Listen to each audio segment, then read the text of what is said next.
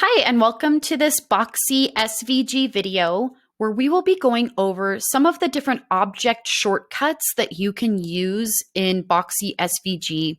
Just some basic ones to get started. I've got two objects here. I've got a blue square and a pink circle.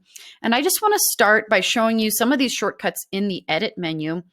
The first one that we have is copy, which is going to be Ctrl+C on your keyboard.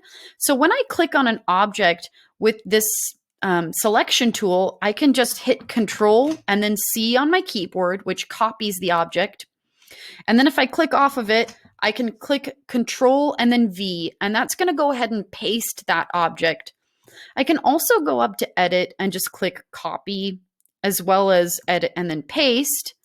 And then I've got my pasted object there as well. To delete an object, I'm going to make sure that it's selected, and I'm just going to go ahead and hit delete on my keyboard. I can also hit backspace on my keyboard if that's easier, and the object will also delete. If you click on an object, you can also go up to the edit menu and you can see this duplicate. This works very similarly to copying. So if I hit an object and I hit Ctrl+D on my keyboard, the object duplicates right on top of itself. It almost looks like there's not even another object there, but there is. You can see that when I drag it away, the object has been actually duplicated. When I hit Ctrl+C and then I hit Ctrl+V, you can see that it pastes an object, but it's just a little bit off.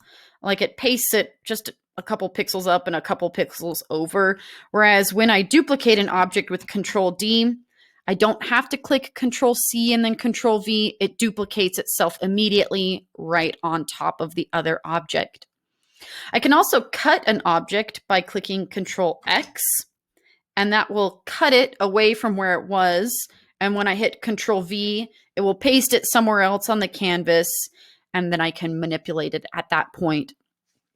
I can delete an object with delete on my keyboard, but maybe I didn't want to do that. So I can go up to edit, and then I can undo, or I can press Ctrl+Z on my keyboard, which will undo what I just did. The last thing I want to show you is how you can select multiple objects at a time.